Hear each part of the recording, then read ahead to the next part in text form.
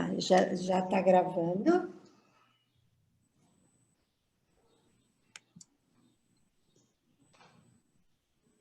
Bem, então, bom dia oficial para todas e todos que estão participando aqui hoje da nossa roda de conversa do GPNEP. Nós fizemos aqui um roteiro para a nossa roda de conversa, um roteiro inicial que pode ser modificado, talvez, dependendo da participação de vocês, com perguntas e comentários. Aí eu vou deixar a Viviane, Gilmar e Valesca aí por conta dos comentários e perguntas, porque eu não vou olhar o chat. Eu dei bom dia, fui mal educada, não falei que eu sou a professora Dilma Mello, claro, aqui da UFO, líder do GPNEP, a professora Viviane Bengezen, da Universidade Federal de Catalão, é a vice-líder do GPNEP, que é o Grupo de Pesquisa Narrativa e Educação de Professores, e hoje alguns membros do GPNEP vão falar um pouco das suas pesquisas, e depois nós vamos conversar sobre algumas perguntas que nós mesmos do GPNEP elaboramos, e caso vocês tenham outras perguntas, nós podemos deixar as nossas de lado e conversar sobre as perguntas que vocês tiverem. Então, a minha parte inicial, além de apresentar o grupo, falar um pouquinho sobre a criação do GPNEP e o trabalho que nós fazemos com pesquisa narrativa, principalmente nessa minha fala, bem pouquinho do meu trabalho. O GPNEP foi criado em 2007, eu iniciei meu trabalho como docente na UF em 2005 e em 2007 eu tive o projeto de criação do GPNEP aprovado no conselho do ILEEL, né, do Instituto de Letras e Linguística aqui da UFO. Desde então, nós temos tido essa reunião do GPNEP, que inicialmente acontecia durante a semana, em alguns outros dias, teve um período que nós nos reuníamos à noite, e depois nós fixamos esse dia da sexta-feira de manhã como dia de encontro do GPNEP, em geral das 8 da manhã até às 11, 11h30, às vezes até meio-dia, mas nesse momento de pandemia nós temos nos reunido das 10 ao meio-dia. Bem, o objetivo do GPNEP e metas do GPNEP uma delas, né, a criação de uma comunidade de prática e de aprendizagem, como fala um autor chamado Wenger. Então, uma comunidade de prática que faz, né, que pratica a pesquisa narrativa, e uma comunidade de aprendizagem que, ao pôr a pesquisa narrativa em ação, ao desenvolver estudos narrativos, nós construímos conhecimento sobre a pesquisa narrativa e sobre nós mesmos, né, como pesquisadoras, pesquisadores, como professoras, professores. Então, essa é uma das metas. Em geral, o GPNEP se reúne para discutir as pesquisas que nós, do grupo, estamos desenvolvendo. Então, nós abrimos um espaço para que cada um que queira compartilhe, lendo ou não, um trecho da sua pesquisa, e trazendo questões, conflitos, o não saber de cada um, para que o grupo possa atuar como um grupo responsivo, que responde, criticando, sugerindo, as pesquisas que são apresentadas pelos membros do grupo, né, nas nossas reuniões. Em alguns momentos, alguns semestres ou bimestres, o GPNEP se dedica a estudo de alguns livros, né? Então, nós fazemos leituras, leituras e vamos discutindo a cada reunião algum aspecto ou um livro inteiro sobre pesquisa narrativa ou sobre algum tema relacionado com a pesquisa narrativa, algum tema que nos ajude a entender a pesquisa narrativa. Se eu não esqueci nada, em geral, os nossos encontros vão nesse sentido. No momento, o GPNEP, além de discutir as pesquisas desenvolvidas no grupo, nós estamos também fazendo a tradução de um livro sobre escrita de pesquisa qualitativa, e que nós pretendemos, talvez, ver se a gente consegue publicar, terminar a tradução e publicar até o ano que vem, talvez. Estou aqui tentando pegar esse é o livro que o GPNEP está, no momento, traduzindo. Vários membros do GPNEP está traduzindo um capítulo, e esse Writing Qualitative Research, Living by Words, das autoras Eli Vince, Anzu e que eu estou sem óculos. Downing. Então, esse é um dos trabalhos também que a gente tem feito. Bem, eu iniciei minha pesquisa narrativa, o meu contato com a pesquisa narrativa iniciou no meu mestrado. Eu desenvolvi uma pesquisa com a Irene, que está aqui com a gente hoje, a professora Irene, de São Paulo, e essa pesquisa se intitulava... Gente, eu cismei de ficar sem óculos hoje, peraí. Essa pesquisa se intitulava Viajando pelo Interior de um Ser Chamado Professor, essa capa aqui da borboleta saindo do casulo, em que eu e Irene compartilhamos nossas narrativas de vida, nossas narrativas autobiográficas, e discutimos essa questão do eu pessoal, das influências desse nosso eu pessoal na sala de aula. E depois, no doutorado, com a tese Histórias de Subversão do Currículo, Conflitos e Resistências, buscando espaço para a formação do professor na aula de língua inglesa do curso de letras. Aí já com uma capa tradicional, por impossibilidade da época na instituição de fazer uma capa diferente, na PUC São Paulo. Bem, desde então, né, desde o mestrado, terminado em 99, e o doutorado em 2005, eu tenho prosseguido minha vida acadêmica no rumo da pesquisa narrativa. Antes de eu passar aqui para que minhas colegas e o Gilmar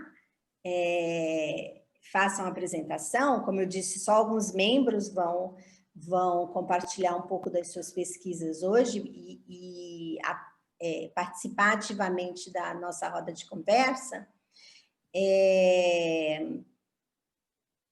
Gente, deu branco. Esqueci o que eu ia falar. Bem, eu vou deixar... lembrei. Só, antes de passar, deixar claro algo que eu considero muito importante, não só eu, como vários membros do grupo, né, do GPNEP, de que a pesquisa narrativa com a qual nós trabalhamos é a pesquisa narrativa baseada nos autores canadenses Jim Clendenin e Michael Connolly, autores desse livro clássico, que é a pesquisa narrativa, que é um livro que foi publicado em 2000, originariamente, e é o livro que nós traduzimos também, que o GPNEP traduziu, a primeira edição em 2011 e a segunda edição em 2015. Então, há várias perspectivas de pesquisa narrativa. Há vários tipos de pesquisadores narrativos aí pelo mundo afora, em diferentes instituições. Essa perspectiva de pesquisa narrativa, uma diferenciação que a gente faz é a questão de ser uma análise pela narração, a análise narrativa, ao invés de fazer análise do discurso, por exemplo, de narrativas, o que seria uma análise de narrativas. Então, uma diferença aí entre fazer análise narrativa, fazer uma análise no movimento de narração, e outros pesquisadores que trabalham com análise de narrativas, coletam narrativas e fazem análise do discurso, análise de conteúdo, ou outros tipos de análise. Então, isso dito, e feito um agradecimento ao CICLE e aos colegas do NUCLE, que é o Núcleo de Língua Inglesa, de Literatura de Língua Inglesa do ILEEL, pela oportunidade de ter o GPNEP aqui nessa roda de conversa, agradecendo também a todas e todos os membros do GPNEP que estão aqui presentes e que vão contribuir especificamente contando um pouco do trabalho que fazem, e agradecer também a todas as pessoas que estão hoje aqui com a gente pela primeira vez ou estão aqui para conhecer um pouco do que o GPNEP faz, né? Os nossos discentes do curso de letras e talvez outras pessoas que estejam aqui hoje interessadas em conhecer a pesquisa narrativa. Bem, dito isso, eu passo para os meus colegas, membros do grupo, que vão falar um pouquinho rapidamente das suas pesquisas, né? De quem são e das suas pesquisas. Então, a gente não determinou quem ia falar primeiro, segundo ou terceiro. Então, quem começa? Viviane, né? Era a próxima. Viviane. Isso mesmo. Viviane Benjezen, a nossa vice-líder do GPNEP. Bom dia, obrigada, Dilma. Bom dia a todas e todos. Então, como a Dilma já disse, eu sou Viviane, sou professora da Unidade Acadêmica de Letras e Linguística da Universidade Federal de Catalão. É uma novidade, aí eu sempre falo que a gente era UFG, era Federal de Goiás, Regional Catalão, e agora nós estamos nos tornando uma universidade independente, né? A pós-graduação ainda não migrou, né? Então, a graduação já é o FCAT, mas a pós-graduação ainda é o FG, na CAPES, em todas as instâncias, né? A burocracia ainda está nessa transição. Acredito que as expectativas são para que o ano que vem a pós-graduação já esteja também. Então, eu falei da pós porque eu estou coordenando agora o programa de pós-graduação em estudos da linguagem, esse ano de 2020, né? E até pretendo terminar em 2021. E aqui nesse grupo, a minha história com a Dilma vem desde 2008, quando eu comecei o mestrado. E depois eu fiz o doutorado, ambos sob a orientação da Dilma. Foi então que eu conheci a professora Valesca, ainda no mestrado. A Valesca era banca do CPELA, foi meu primeiro contato com a Valesca, e aí nós começamos aí uma parceria, né? E hoje eu lá em Catalão, esses laços com a UFO têm se estreitado cada vez mais. Eu leio até pensamento da Dilma, a gente participou de uma banca recentemente, e ela esqueceu, igual hoje, que ela falou, esqueci.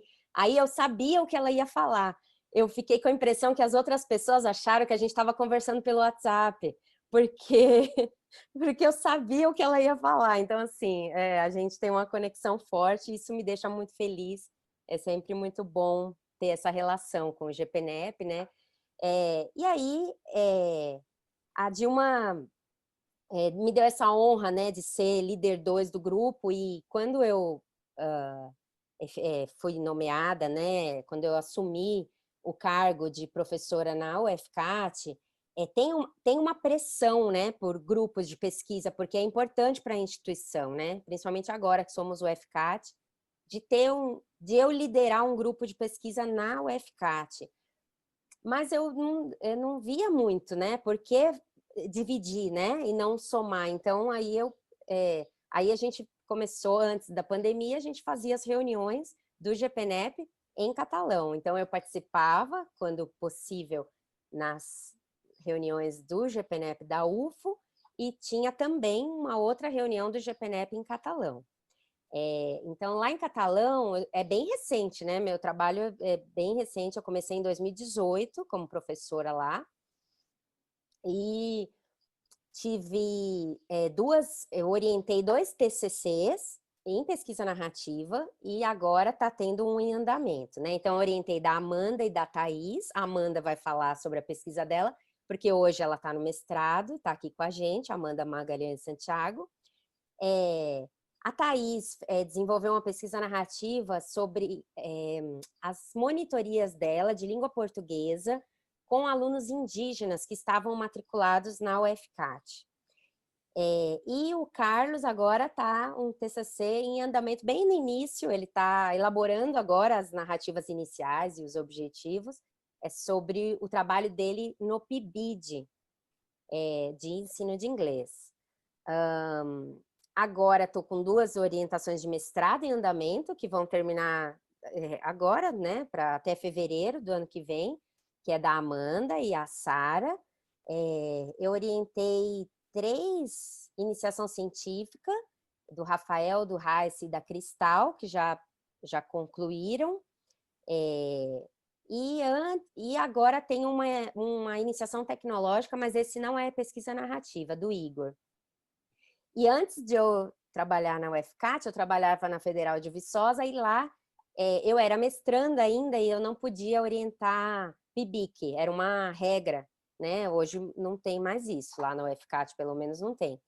Mas na Federal de Viçosa eu orientei 2 BIC Júnior, a Giovana e a Verônica, e aí a gente também tratou de pesquisa narrativa. E agora eu vou passar aí a palavra para a Valesca, né? E depois a gente volta a essa conversa. Então tá, então a gente já vai indicando quem será o próximo. Bom dia! Eu faço o bracelete.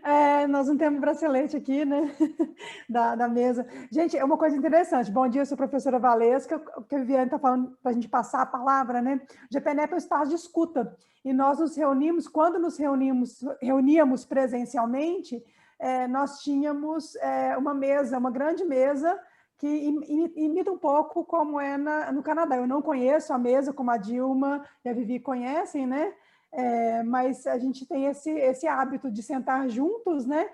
Numa roda, e aí a gente está tentando colocar no ambiente virtual também essa mesma ideia, né? Como eu disse, a maioria dos eventos do CICLE, eles estão acontecendo no YouTube, em que as pessoas não conversam, né?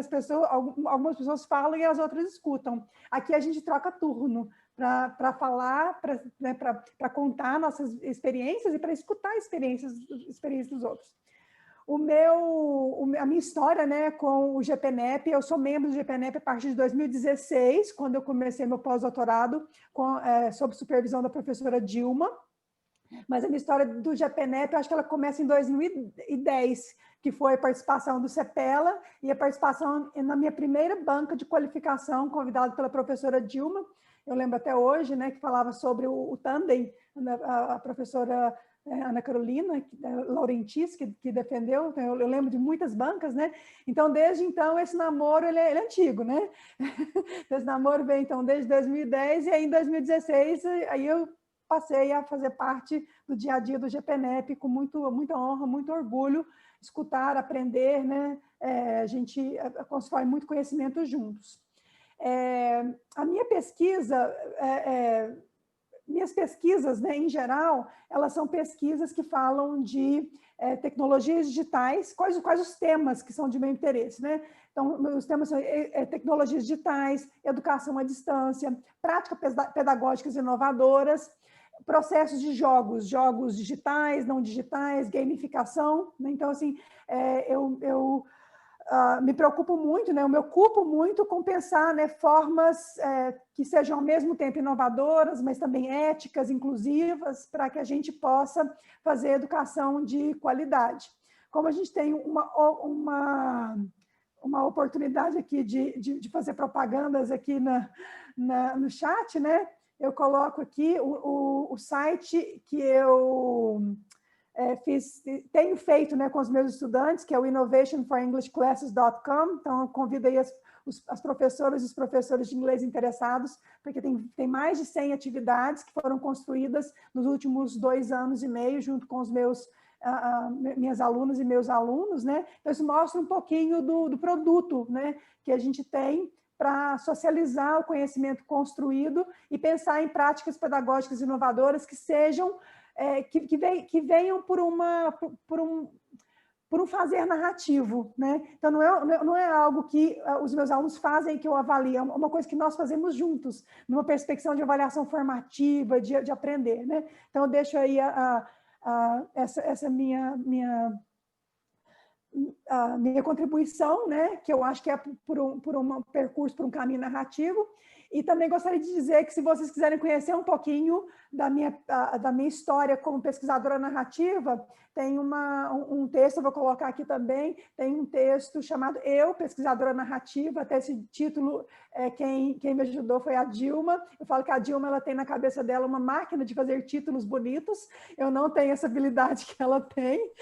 Então, eu conto aí, eu pesquisadora narrativa, aprendendo a pensar e escrever narrativamente. É um texto que eu fico muito feliz de poder ter escrito esse texto, de ter publicado esse texto na Revista Brasileira de Pesquisas Autobiográficas, né? E conta um pouquinho da história do GPNEP, conta um pouquinho da minha história, dos encontros e desencontros, né? Então, eu convido vocês, quem quiser conhecer a minha história, ela está publicada.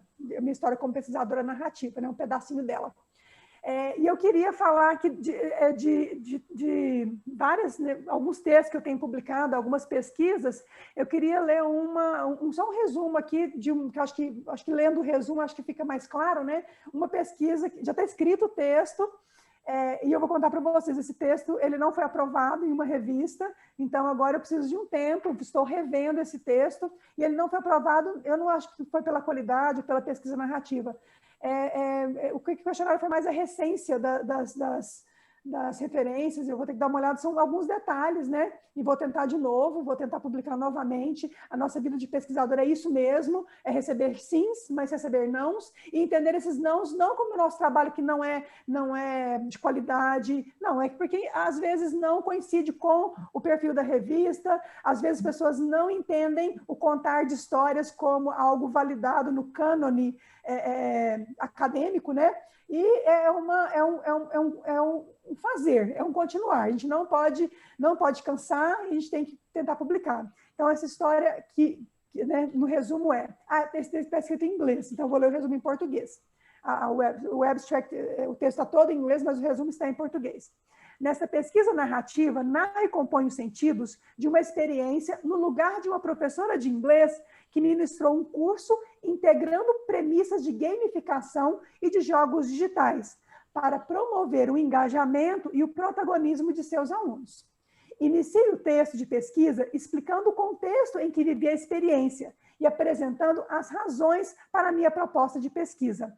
Na sequência, descrevo a tarefa dada aos meus alunos, em que eles deveriam me informar pontos positivos e negativos da minha docência.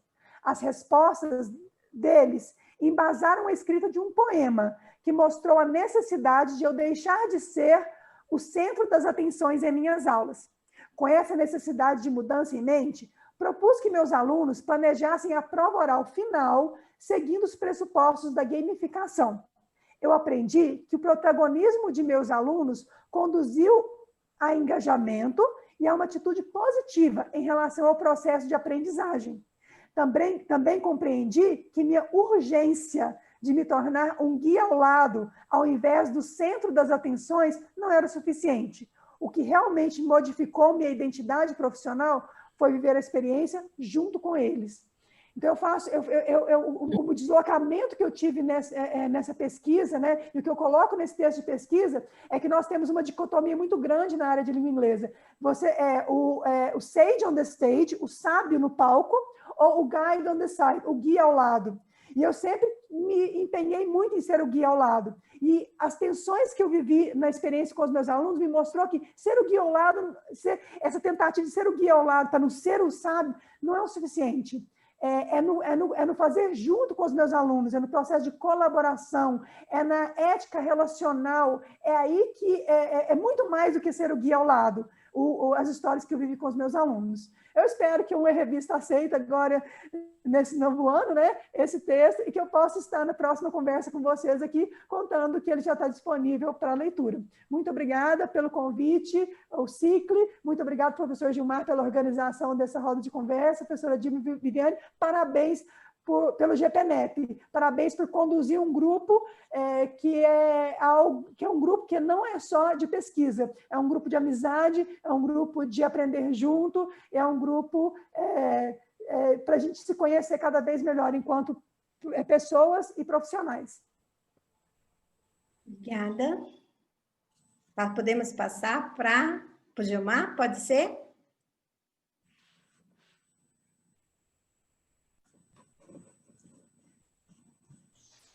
Travou aqui. Bom dia a todos e a todas. Como a Dilma falou, né, eu sou o professor Gilmar, eu sou professor aqui no curso de Letras em Inglês da UF também.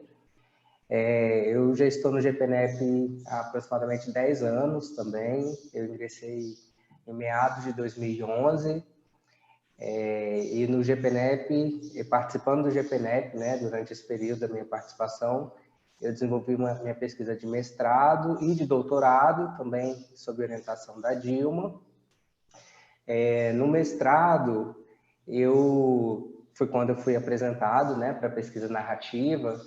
Eu investiguei, juntamente com outros professores de línguas, professores em formação, professores já em serviço, né, egressos, nós exploramos algumas ferramentas digitais para pensar em possibilidades para se aprender ou ensinar uma língua estrangeira. Dentre esses professores, havia professores de língua portuguesa, inglesa e francesa.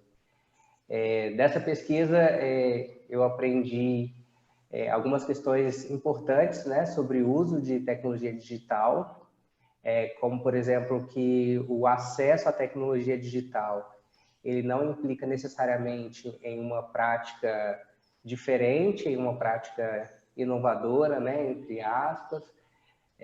Aprendi também que a utilização de blog, né, ou de uma plataforma digital, ela precisa englobar aspectos que considerem a conectividade entre os participantes, a conectividade entre sites, entre ferramentas, para que o uso, né, dessa tecnologia para ensinar ou para aprender, ele seja de fato significativo, né, e que seja às vezes um pouco diferente, ou que quebre um pouco as barreiras que estão presentes em muitas salas de aula, né, pensando na questão do acesso e nas práticas, e muitas práticas que são realizadas. No doutorado, a minha pesquisa ela foi com jovens do ensino médio, e nós investigamos como que a utilização por parte desses jovens, né, em um centro de acesso poderia, de alguma forma, contribuir para a construção de currículo naquele ambiente. E pensando o currículo como um conjunto de eventos e ações que vão para além, não só, né, exclusivamente, aquele currículo que normalmente é estabelecido nas escolas, né, da matéria que tem que ser aprendida, da matéria que tem que ser ensinada. Então, pensando nas experiências que são vividas na escola também e que contribuem para a formação desses alunos, né? Então, especificamente, eu analisei os usos que os participantes faziam no centro de acesso, atentando para essas questões, né? Como que aquele ambiente poderia propiciar a construção de um currículo de vida por meio dos usos, né, que eles faziam ali. Algumas questões que eu identifiquei nessa pesquisa é que o uso por parte dos adolescentes, né, dos alunos, das tecnologias digitais, eles nem sempre partem do pressuposto de que a internet ela é um lugar só de busca, né, que é um lugar que é só para usar como uma enciclopédia. Muitas vezes os currículos que estão sendo construídos ali, por meio de jogos, por exemplo, que hoje em dia é muito forte, né? Os alunos e os usuários estão construindo um currículo a partir das interações que eles fazem por meio dos jogos, né? Então, ao construírem esse currículo, cria-se a oportunidade de criar, né, relacionamentos, aprendizados e várias outras questões. Bom, as minhas pesquisas, além de mestrado e doutorado, majoritariamente elas foram desenvolvidas segundo esse caminho teórico-metodológico de pesquisa narrativa que nós conduzimos aqui na UFO. Então, eu desenvolvi uma pesquisa sobre o Google Tradutor também, e sobre outras ferramentas digitais, mas eu também desenvolvi e estou desenvolvendo no momento uma pesquisa narrativa com uma perspectiva um pouco diferente, que é principalmente baseada na perspectiva de configuração narrativa de Polkinghorne, que nós analisamos experiências e pensamos em possibilidades a partir de histórias já existentes, né? Que nós chamamos de enquadramento narrativos. Essa é a minha tradução bem livre, né? Para dar um exemplo, meu projeto de pesquisa atual, eu investigo a experiência de um intercambista tenho comparado essa experiência à história do patinho feio. Então, eu analiso como que esse pesquisador, vivendo no exterior por meio de um intercâmbio, né, ele vive as experiências diariamente e quais os aprendizados são possíveis, fazendo uma análise em contraponto com a história do patinho feio, né, que é aquela questão de a autoimagem, né, como que a pessoa se enxerga em outro contexto, como que ela enxerga as experiências que ela vive viajando pelo mundo, né? Então, no momento, é essa pesquisa que eu tenho desenvolvido. E, além desses tópicos que eu já mencionei, os meus temas de pesquisa, eles envolvem isso, né? Construção de currículo, utilização de tecnologia digital para ensinar ou para aprender uma língua estrangeira, histórias de vida, né, em contexto educacional, e é isso. Quem é o próximo, pessoal? Eu estou um pouco preocupada com o tempo, viu? Por causa das nossas perguntas que tem que vir ainda, mas quem é o próximo?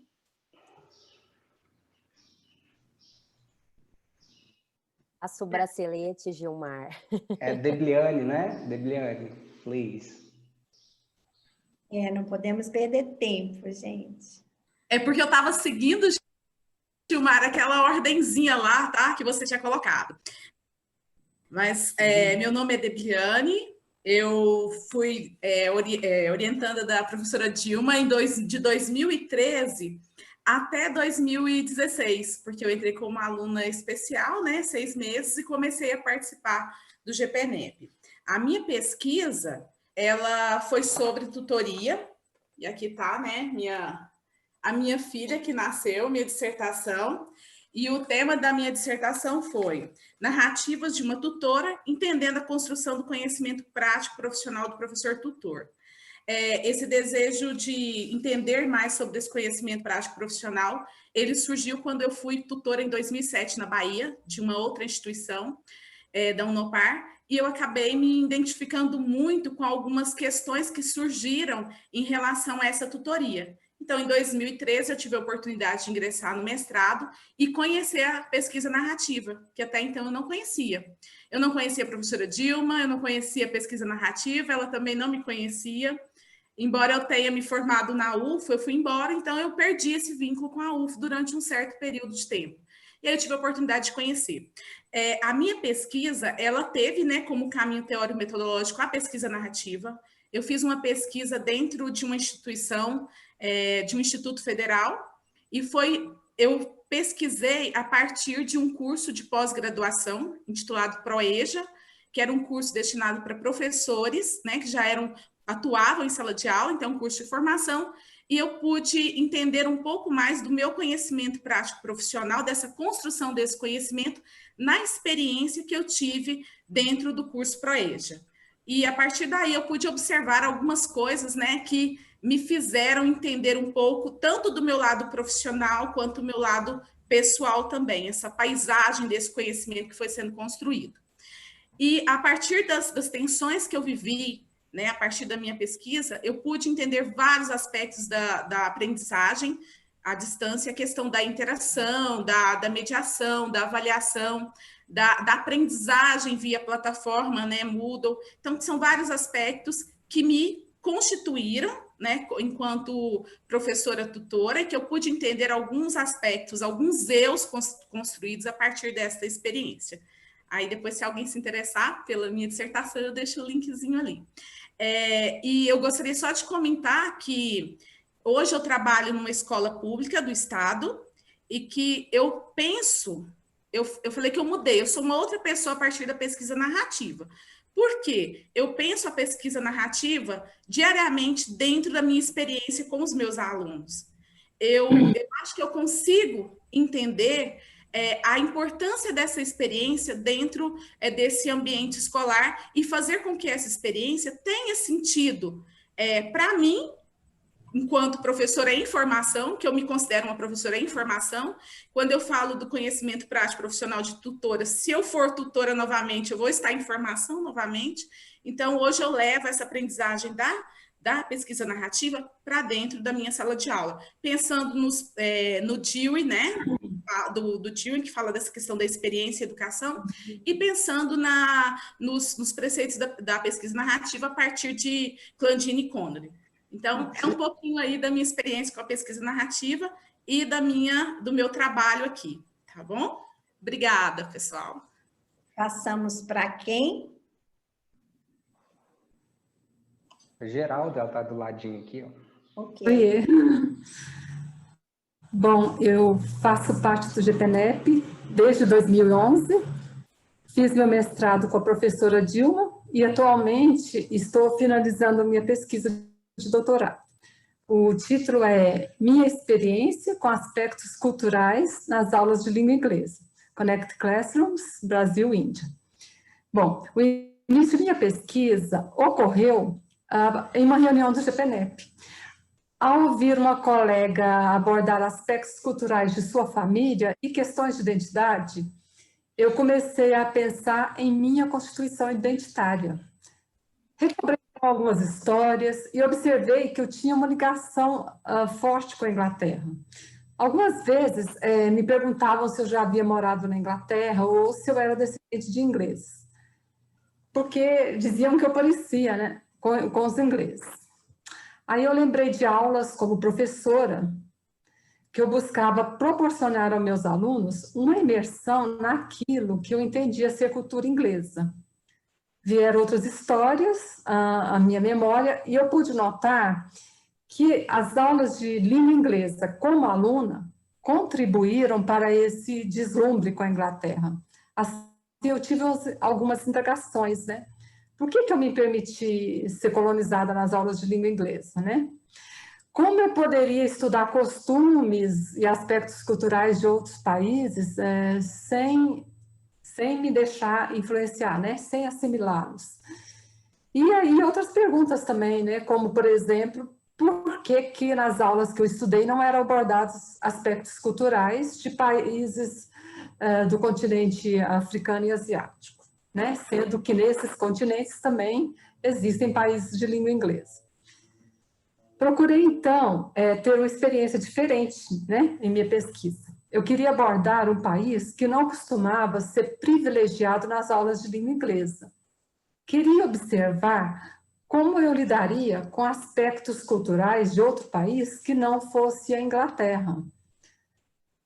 Bom, aí o meu objetivo geral nessa pesquisa é vivenciar e analisar uma experiência de ensino de língua inglesa por meio de uma parceria entre discentes brasileiros e indianos, via plataforma Connect Classrooms. Mais especificamente, procuro analisar narrativamente minha experiência como professora colaboradora na busca por romper com a história quase sempre dominante do ensino de língua inglesa, tendo a Inglaterra como modelo. Minha pesquisa ocorreu em uma escola pública, trabalhei como professora colaboradora nas aulas de língua inglesa dos 8º anos. Por meio da plataforma do Connect Classrooms, encontramos uma escola da Índia que nos propôs desenvolver um projeto sobre esportes e jogos. Nesse projeto, os alunos brasileiros estudaram as regras do Kabaddi, um esporte tradicional indiano, e depois de aprender como se joga, os alunos brasileiros praticaram esse esporte e filmaram para enviar aos alunos da Índia. Por sua vez, os alunos da Índia estudaram as regras do futebol e depois praticaram esse esporte, né, enviando o vídeo para a escola brasileira. Durante minha pesquisa, foi importante compreender a concepção narrativa para a identidade abordada por Candine Cone, né, que tem o nome, que recebe o nome de Stories to Live By, né, que foi traduzido pelo GPNEP como histórias que nos constituem. Segundo os autores, as histórias que nos constituem, elas são compostas a partir de experiências que vivemos ao longo de nossa vida, né? Seja no passado ou no presente. E essas histórias, elas podem atuar nos processos de construção de nossas identidades. Mais importante ainda, penso eu, foi compreender que eu não precisava ser refém dessas histórias. Eu poderia viver histórias diferentes.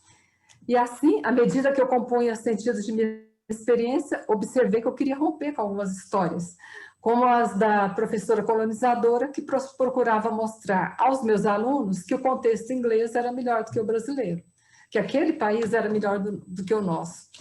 Entendo, então, que eu estou em processo de transformação. Penso que da próxima vez que eu entrar em uma sala de aula, as minhas experiências serão diferentes. E é isso, até o momento.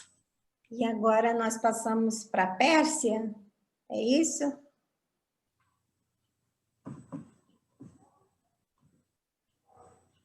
Pérsia. Olá, bom dia. Eu sou orientanda da professora Dilma, no curso de doutorado, e eu conheci o GPNEP em 2016.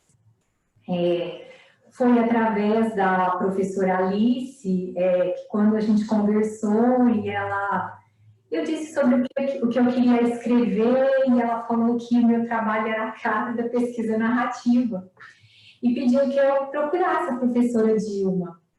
E quando eu estive a primeira vez no GPNEP, eu fiquei encantada com o grupo, com os trabalhos, as narrativas que eu ouvi lá a primeira vez. A minha primeira impressão de que lá era um grupo terapêutico, porque eu nem pensava naquela modalidade de escrita, daquela forma, né? E, bom, eu comecei o doutorado no segundo semestre de 2017, né, como aluna especial.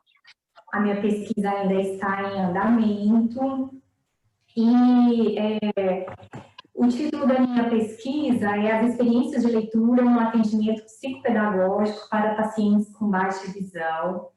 Eu sou psicopedagoga no Hospital de Clínicas, eu sou lotada no setor de Psicologia e Psicopedagogia da Saúde, e eu atendo uma demanda grande lá de pacientes adultos e idosos, e uma grande queixa é essa questão de poder voltar a ler novamente. Eu trabalho com reabilitação visual, E aí, isso surgiu várias coisas, né, durante o meu atendimento, que me levaram a desenvolver essa pesquisa, especialmente, né, as experiências deles de leitura ali naquele contexto, né, naquele atendimento. Bom, eu acho que é isso, né, para ser breve, porque eu acho que o tempo também está correndo, e por enquanto é isso, e eu agradeço. Ok, Pérsia. Eu acho que já falaram todas, né? Que iam falar. Faltou alguém? Amanda. Amanda, desculpa, Amanda. Nada. Amanda, vai lá. Então, eu sou Amanda, eu sou mestranda do programa de pós-graduação da Universidade de Catalão.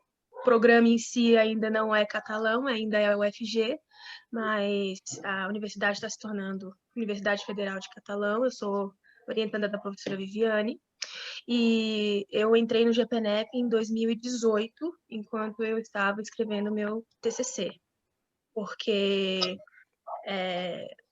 o título dessa conversa é Possibilidades a partir da experiência, e liga muito com a minha experiência no meu TCC, porque o que eu pesquisei foram os espaços de conversação. Eu fiz uso dos espaços de conversação em língua inglesa quando eu era estudante, e eu tinha uma curiosidade muito grande em saber sobre essa aprendizagem de língua, de prática oral, de habilidade oral em inglês, e eu queria entender essa experiência, e eu não via como eu ia fazer isso. Aí eu fui apresentada a pesquisa narrativa e casou de uma maneira maravilhosa eu investigar a minha experiência, a experiência das pessoas no espaço de conversação.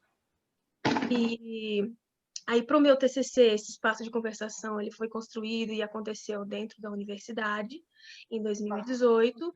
Eu escrevi o meu TCC sobre ele, e em 2019, quando eu entrei no mestrado, a gente levou esse espaço de conversação para a escola pública. Então, agora eu estou realizando a minha pesquisa de mestrado, eu devo concluir no início do ano que vem já, e as experiências que acontecem dentro desse espaço de conversação na escola pública no estado de Goiás.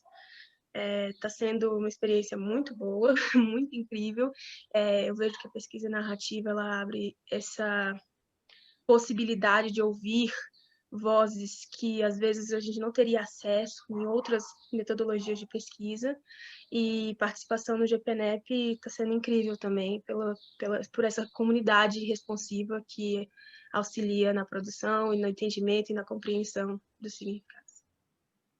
Obrigada, Amanda, e todas e o Gilmar, que falaram um pouco das suas pesquisas, né? Nós programamos algumas perguntas para nossa conversa. Uma delas é qual foi o maior desafio enfrentado ou que está sendo enfrentado para quem ainda está fazendo pesquisa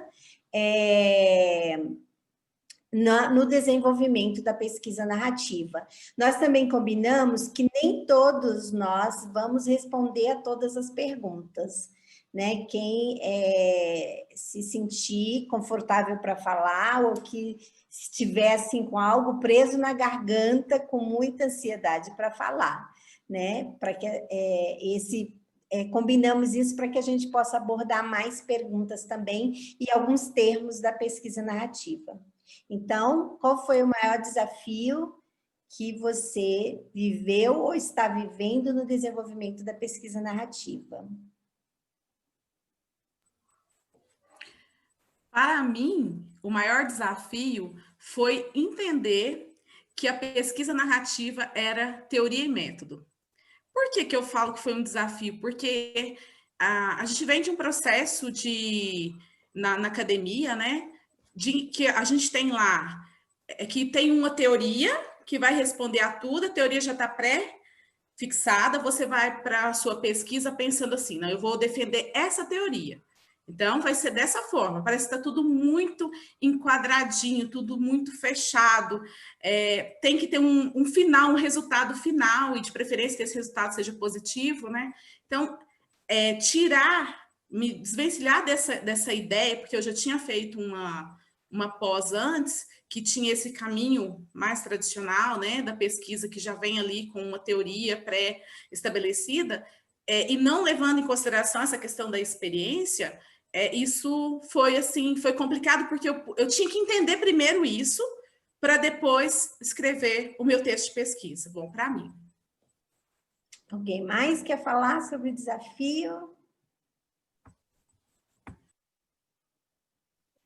Vou falar rapidinho. Eu acho que meu maior desafio foi com a escrita, encontrar o tom, tanto que no mestrado eu escrevi sobre essa dificuldade em encontrar o tom da narrativa e desenvolver a minha autoria, que no doutorado eu pesquisei a autoria, né? Então, acho que é a forma para representar a experiência vivida com a escrita, né? E a dificuldade de sair da caixa, porque, como a Debliane falou, né, a gente tem a gente vem, né, de uma cultura acadêmica muito formal, e eu ainda, por mais que a gente leia, que teve a tese do Nick Suzanes, que foi defendida em formato de história em quadrinhos, o Desaplanar. Teve o Obase Shaw, nos Estados Unidos, que desenvolveu o TCC dele em forma de rap. Cada capítulo é um áudio e está no Spotify, né? E porque essa minha dificuldade de sair, né, de me desamarrar dos tentáculos da academia, né? Essa foi a maior dificuldade. Eu vou falar de um desafio também. Para mim, o maior desafio, um pouco, foi, vamos dizer assim, eu acho que eu já era fora da caixa, e aí convencer, esse trabalho de convencimento árduo, que no Canadá, por exemplo, não é necessário, porque já há um entendimento outro de pesquisa narrativa. Então, aqui no Brasil e nas instituições, na publicação de artigos, ter que ficar explicando que o contar de experiência, que a noção de experiência, que a pesquisa por meio da narração das nossas experiências, construir conhecimento sobre o nosso fazer docente a partir da nossa experiência, que isso é científico, que isso é válido, é pesquisa, é científico, não é mais fácil do que as outras pesquisas. Para mim, esse é até hoje um grande desafio, né? Eu sempre digo aqui no GPNEP que, por exemplo, eu acho irritante quando as pessoas usam história no diminutivo, falam historinha, porque isso diminui o valor de uma perspectiva teórico-metodológica de pesquisa que já tem muitos anos de desenvolvimento fora do Brasil e no Brasil. Então, acho que esse é um grande desafio de nós, pesquisadoras e pesquisadores narrativos, né? Passamos, então, para a nossa segunda pergunta. A nossa segunda pergunta. Qual ou quais leituras têm ajudado em sua formação como pesquisador narrativo? Quer dizer, para cada um, né? Uma leitura, às vezes, específica pode ter sido aquela leitura-chave. Qual foi o texto, o livro que mais contribuiu para a sua formação como pesquisadora ou pesquisador narrativo?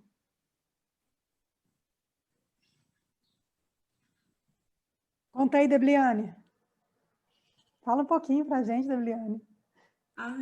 Eu mostrei aqui. Experiência e Educação do Dewey. E, lógico, né? O nosso, porque esse aqui eu falo assim que é livro de cabeceira. Pesquisa narrativa, esse aqui da Clandine e do Connelly. Para mim são os dois excepcionais. Quem mais?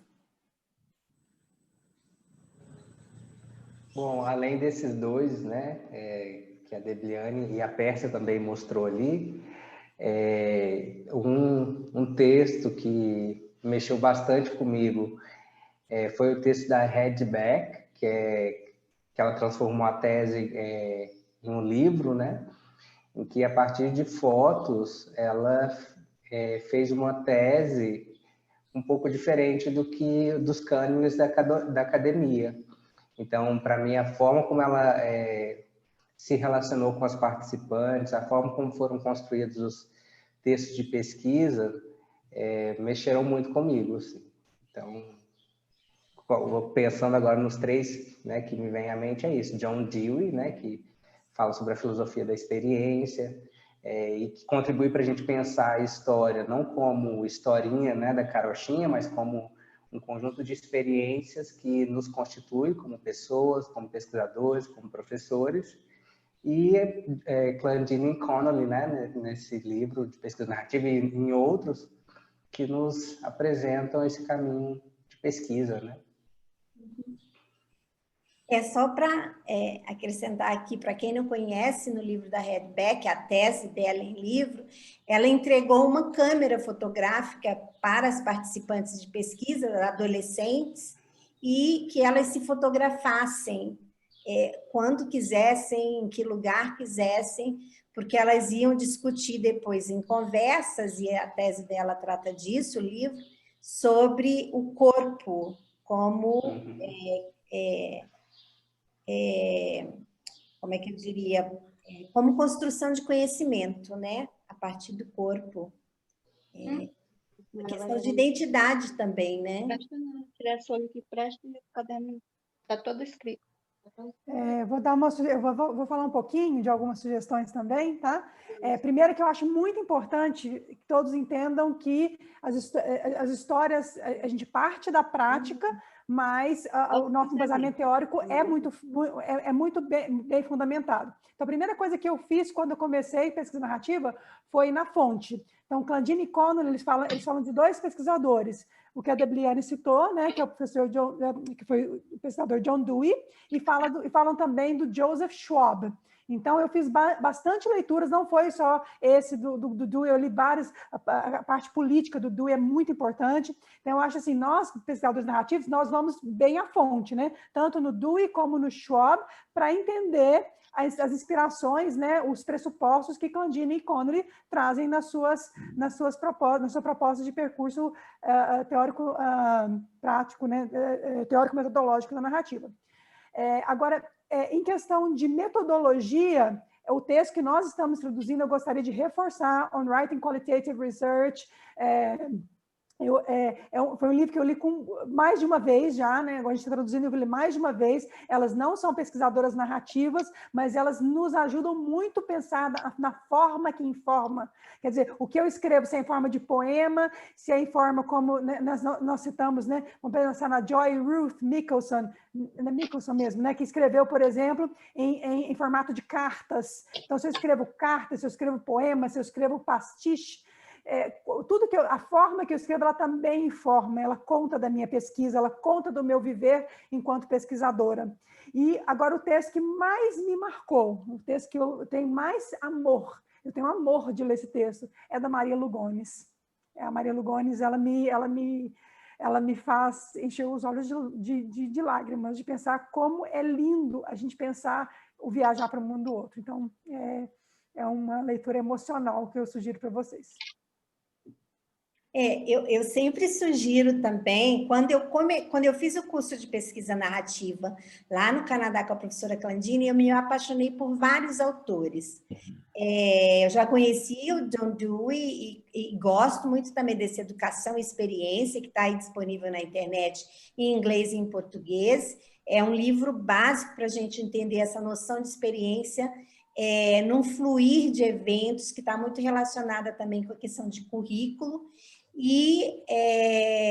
Mas eu me apaixonei, por exemplo, por um texto do Robert Coase, que é um texto, um capítulo do livro dele que se chama Chamada por Histórias, Call for Stories, no qual ele trata né, Robert Coles, ele conta a narrativa de quando ele era psiquiatra ou psicólogo em formação, em residência, e ele tinha 2 orientadores, um que dizia, leia a teoria para você categorizar a doença dos analisandos.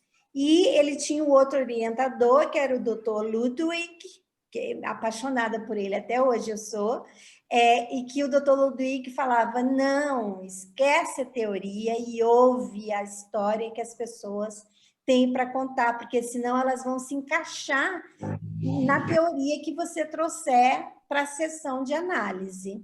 Então, esse é um texto que até hoje eu leio ele com paixão. Eu fiz uma videoresenha dele no perfil do GPNEP no Instagram.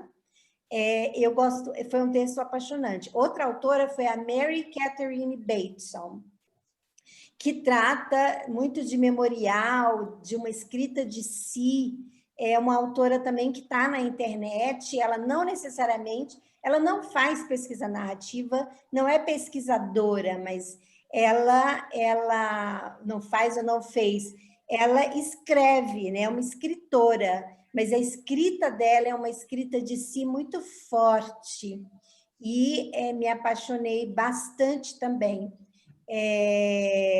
Isso para falar de alguns, né?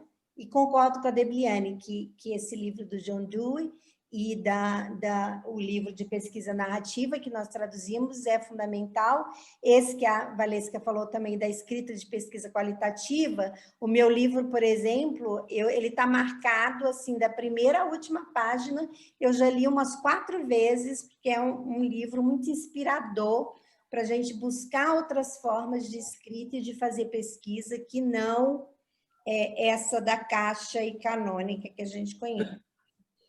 Mas alguém quer falar sobre... Sem querer monopolizar, mas é porque eu lembrei aqui 2 textos que também me impactaram bastante, me ajudaram, né, nas minhas pesquisas de mestrado e doutorado, são a dissertação e a tese da Judite, que foi aqui do nosso grupo de pesquisa. São pesquisas muito interessantes que falam sobre deficiência visual, auditiva, sobre inclusão, sobre esse olhar, né, para a experiência do outro e pensar nas questões de inclusão.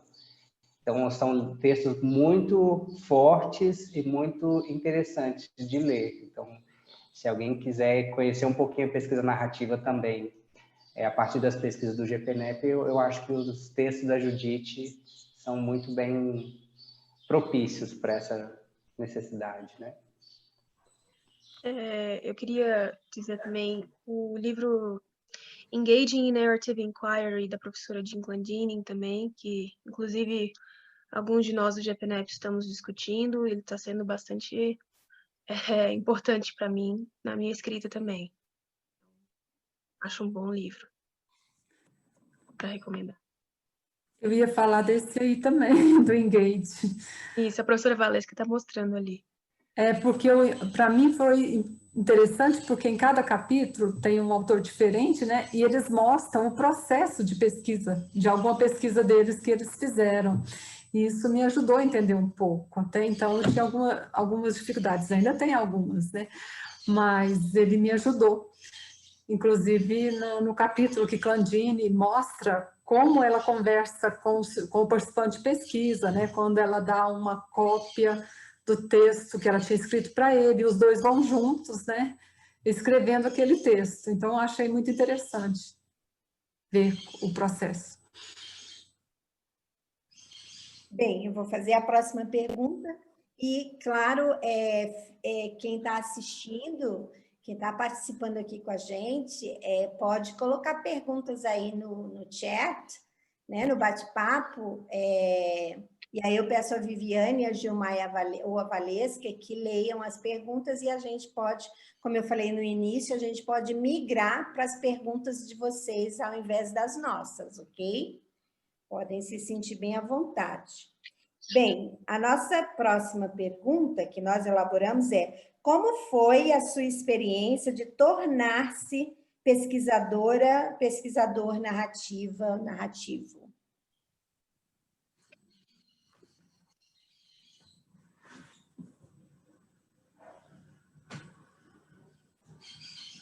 esperando para ver se alguém ia falar. No meu caso, eu tenho uma experiência que foi muito marcante para esse me tornar. Eu senti que eu estava me tornando num momento de uma entrevista, né? Durante o meu doutorado, uma das participantes, a Louise, uma aluna do 6º ano, né, de língua inglesa, era o contexto que eu estava pesquisando. A Louise tinha câncer, desenvolveu 2 tipos de câncer e faleceu. E aí eu estava com uma tensão profissional, acadêmica, pessoal, um dilema enorme se eu ia contar as histórias da Louise na minha tese ou se eu não ia contar. A Dilma, como minha orientadora, falou, pergunta para a mãe dela, né? E aí eu marquei um horário e fui de carro até a casa da mãe da Louise, a Larissa Maciel, e naquele momento da entrevista com a Larissa, eu senti muito forte a escuta, a relação ética e o aprender com a experiência, né? Aprender a ouvir a experiência de como que o outro viveu a experiência, né? E naquele momento foi muito potente, foi uma entrevista cheia de afetos. Eu falo entrevista, mas não foi uma entrevista, foi uma conversa, né? E tinha muitas tensões em jogo naquele momento, né? Eu, como pesquisadora, eu tive medo até de usar algum instrumento, como um gravador, por exemplo, porque era um assunto tão potente, tão delicado, tão cheio de afetos, que eu não gravei, porque eu senti que eu estaria quebrando aquele amor naquela relação, né? Aquela minha necessidade de ouvir. Então, eu não gravei, eu só ouvi, e aí eu fui para casa e fiz uma nota, né? Um relato, escrevi a história de como a Larissa contou essa história. Então, nesse momento, eu achei que eu desenvolvi a ética relacional, comecei a desenvolver mais fortemente. Sou muito grata à Larissa, né? Depois disso, a gente ainda teve muito contato, escrevemos trabalho juntas, apresentamos em pesquisa, em eventos juntas com a Larissa, com a mãe da Louise, né? E ela decidiu ela pensou que a Louise, ela se sentia tão valorizada durante as aulas de inglês e durante toda a pesquisa narrativa desenvolvida, que ela gostaria de ter a sua história contada, né? Porque poderia ajudar a construir histórias futuras de conexão, né, entre a escola e o hospital. Obrigada, Vivi. Quem mais quer falar sobre como foi tornar-se, ou quem está ainda se tornando pesquisador narrativo?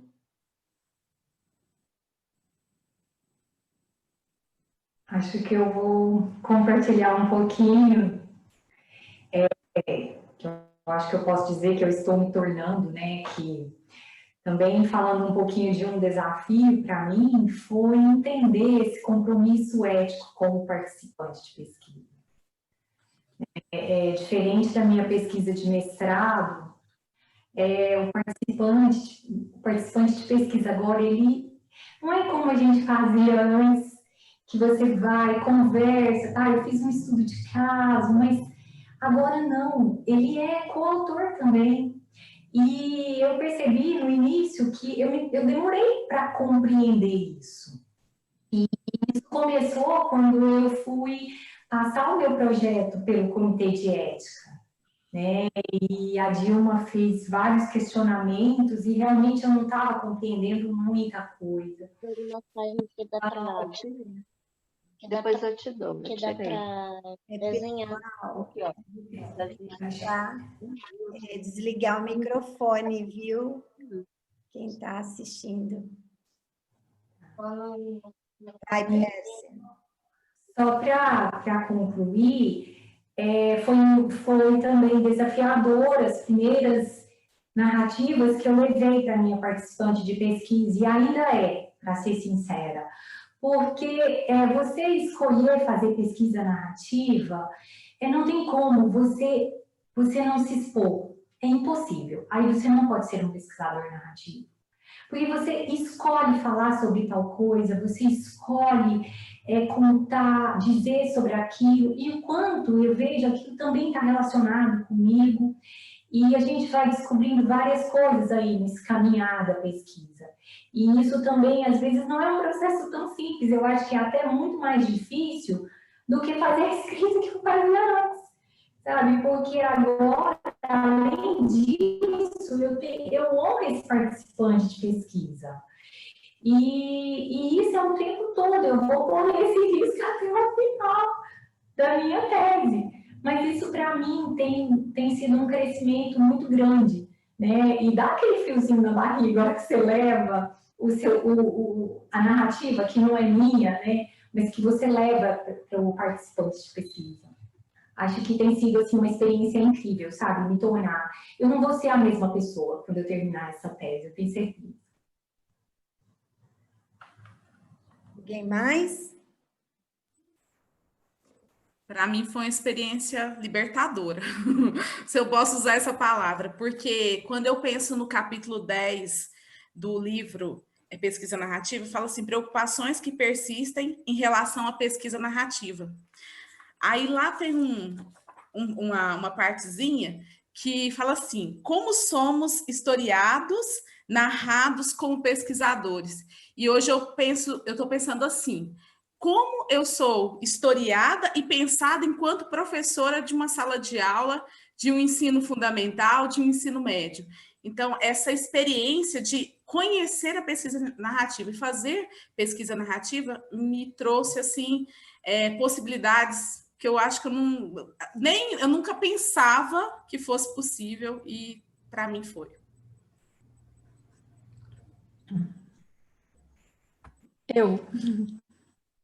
Vai lá, então. Vou passar Olha, para mim esse processo foi muito importante também e foi tenso, às vezes, principalmente agora no doutorado, porque olhar para as minhas histórias que me constituía como professora de língua inglesa foi um momento difícil, porque eu era apegada às histórias, né, e algumas eram responsáveis por manter a minha autoestima como professora, né? Só que outras dessas histórias também, elas me deixavam com vergonha, né? Como aquelas histórias de preconceito, mas eu entendi que eu tinha que olhar para essas histórias, que pensar, eu tinha que ter um tempo assim, olhando para mim mesma, para eu poder passar por um processo de transformação, para eu poder ter a oportunidade de viver experiências diferentes, né?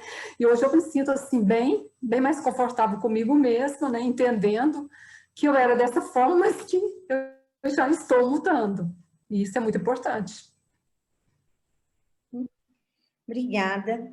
Eu gostaria de compartilhar alguns momentos, mas devido ao tempo eu vou passar para a próxima pergunta. A nossa última pergunta, depois nós vamos falar de alguns termos, se não tiver pergunta do grupo que está participando.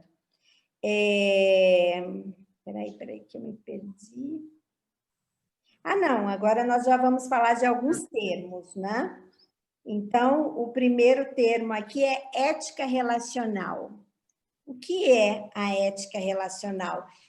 Foi uma sugestão que veio a partir de uma conversa com a Amanda, né, e a Valesca também, de nós conversarmos um pouco aqui sobre alguns termos que, para quem não é da pesquisa narrativa, para quem está iniciando, podem ser problemáticos. Então, primeiro, ética relacional. Eu só queria falar, antes de começar, que isso ainda está no nosso radar, viu? Nós, do GPNEP, assim que nós terminarmos esse livro do On Writing Qualitative Research, acho que uma das coisas que a Dilma sempre quis fazer, e acho que nós vamos nos unir para isso, é fazer um glossário, porque um dos grandes problemas que nós temos quando a gente vai escrever os nossos textos em português é que nem todos os termos a gente encontra, né, em pesquisas já publicadas, né? Então, assim, às vezes eu fico assim, um tempo bom para pensar assim, ainda não está traduzido no pesquisa narrativa, lembrando, gente, pesquisa narrativa é o livro, a tradução que o Brasil inteiro utiliza, não é só na nossa área de linguística aplicada, na área de história, né? Então, essa é uma das nossas vontades, né, de fazer um glossário bilíngue, a partir do português, né, mas colocando ali qual termo se refere e explicando cada um desses termos. Então, isso que eu acho importante, porque acho que é um dos desafios aí que a gente tem. Eu vou começar, então, um pouquinho com ética. Não, eu adoro falar de termos, gente, mas eu sei que tem pessoas que pesquisaram, eu gostaria que alguém que pesquisou, né, que tem nas suas pesquisas. Eu não tenho nada publicado de ética relacional, né? Eu sou uma leitora de ética relacional. Um dos textos que mais me marcou da ética relacional foi um texto que fala de Relational Ethics with Intimate Others, ética relacional com pessoas íntimas. Então, assim, quando a gente pensa em pesquisa narrativa, às vezes os nossos participantes, eles são pessoas muito próximas, igual a Vivi falou, né, explicou que ela tem uma amizade, né? A gente passa a ter uma amizade.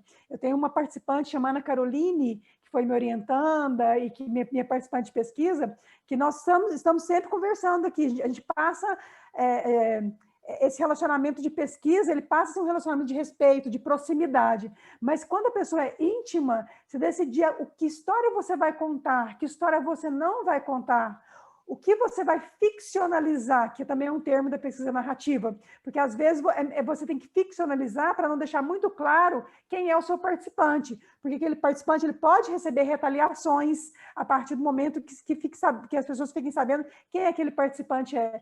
Então, eu acho assim, a questão da ética relacional, para mim, é um termo que é divisor de águas. Eu já fazia pesquisa qualitativa no meu mestrado e doutorado, eu já fazia pesquisa qualitativa, eu já contava histórias, os meus textos, vocês vão ver até 2016, eu contava histórias. Eu já tinha uma perspectiva respeitosa, mas eu não conhecia a ética relacional. Eu acho que a ética relacional ela é um divisor de águas porque ela mostra que eu tenho que ser muito cuidadosa com o texto que eu publico, com a história que eu conto, com esse meu percurso. Então, eu acho que é um termo muito marcante na pesquisa narrativa. Eu quero falar um pouquinho sobre essa questão da ética relacional, que eu lembro, quando eu fiz o curso de pesquisa narrativa com a professora Clandini, ela mostrou assim, uma chart que falava do trabalho de jornalista, por exemplo. Muitas vezes no trabalho de jornalista não tem ética relacional. O jornalista, às vezes, vê uma mãe chorando desesperada porque a filha ou o filho morreu, o jornalista coloca ali a câmera em cima, naquela imagem da mãe desesperada, sem nenhuma ética relacional, sem pensar quem é essa pessoa, ela quer ser filmada, ela não quer ser filmada, eu tenho o direito de filmar e de colocar no Jornal Nacional, por exemplo, os fotógrafos também, que tiram foto de pessoas que não têm casa, moradores de rua, e às vezes ganham dinheiro pelas fotos, né? É também aí um exemplo de falta de ética na relação com o outro, com a outra pessoa. Isso nós, na pesquisa narrativa, não. Nós sempre vamos pensar até a ética em relação a nós mesmos. Por exemplo, eu tenho direito ético de contar uma experiência minha que envolve meu neto, minha filha, por exemplo? Será que eu tenho? Né? Você vê o nível de ética com o qual a gente se preocupa na pesquisa narrativa. Então, é essa relação ética com o participante. Mesmo que eles nos contem, mesmo que tenham assinado o termo de consentimento para fazer a pesquisa, mesmo assim, a gente vai considerar que algumas histórias não devem ser contadas em respeito àquela pessoa, em respeito à família da pessoa, Então, a questão da ética relacional. Eu acho que eu vou passar para o próximo termo. Dilma, queria só completar rapidinho sobre a ética. No capítulo, no final da minha tese, eu também conto essa questão que você falou do jornalista. Tem um livro que chama The Vulnerable Observer, o observador vulnerável. E aí conta a história de um fotógrafo que estava num evento de um furacão e tinha uma criança no meio da lama. E aí eles... como se diz? Não é que o fotógrafo fez isso, mas imagina um personagem que teria feito isso. Então, um fotógrafo que seria ético, ele largaria a câmera e se jogaria na lama para abraçar a menina. Então, é isso que é ética relacional para mim. E aí tem o livro, né, The Relational Ethics of Narrative Inquiry, da Jean, Vera e Sean, e é muito bom, e aí falam em dimensões da ética relacional, como é que cada um entende a ética. Então, o estar atento, né, para essa escuta seria uma dimensão dessa ética.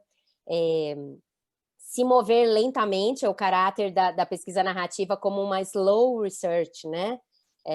Como em comparação a slow food em vez de fast food, né?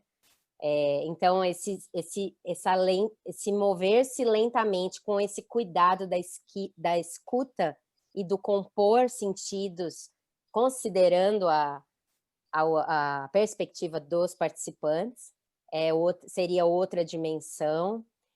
E aí tem outras, né, que a gente precisa escrever sobre isso. Muito, muito importante.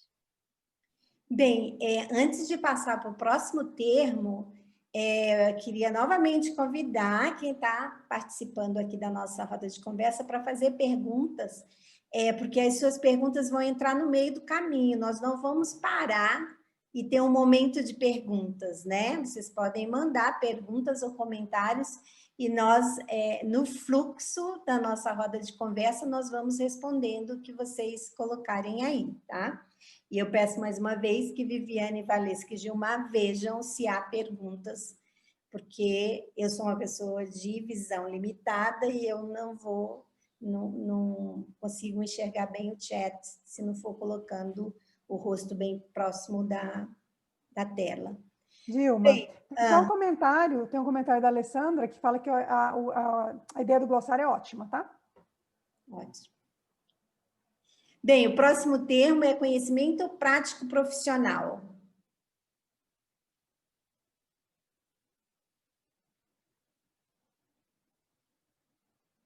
Ninguém quer falar sobre conhecimento prático profissional? Eu vou falar um pouquinho, então. Como meu trabalho falou, né, sobre essa questão do conhecimento do professor tutor, né, dessa construção do conhecimento, eu trouxe um pouco da metáfora que Clandine Conley fala sobre a paisagem do conhecimento, né? Que paisagem é essa? E a partir dessa metáfora, ela explica sobre esse conhecimento prático profissional, pessoal e o profissional. E falando, ela traz de uma forma, eu acho que muito interessante, da relação que a gente tem de espaço, tempo e das interações que tem nesse espaço de convivência, por exemplo, dentro de sala de aula. Que conhecimento é esse que é construído na prática, mas levando em consideração toda essa relação pessoal que a gente tem com os alunos com os professores, com as pessoas que estão envolvidas no processo, e também a relação do espaço e do tempo onde essas ações, onde essas experiências ocorrem. Então, eu acho que vale a pena. O livro, ele é em inglês, tem uma parte, eu vou tentar ler em inglês, viu, gente? Vocês me ajudam aí, se eu estou lendo certo ou não. Teachers Professional College Landscape. É isso? Isso. Li certo? Então, é um livro muito bom que traz essa questão da metáfora da paisagem, mas uma paisagem voltada para as questões do professor em sala de aula, voltado para esse conhecimento profissional e pessoal. Uhum. Ver mais? A dissertação da Debliane é uma boa sugestão de leitura para quem quiser entender um pouco mais do conhecimento prático pessoal e profissional, né?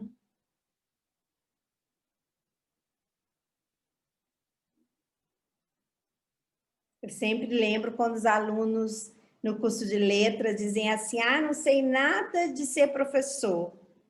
E aí eu penso no conhecimento prático pessoal, né? Para dizer, mas como? Você passou a vida inteira na sala de aula, quer dizer, não construiu conhecimento sobre o que é uma sala de aula? Enfim. Bem, outro termo, caixa de memórias. Outro termo que nós usamos na pesquisa narrativa.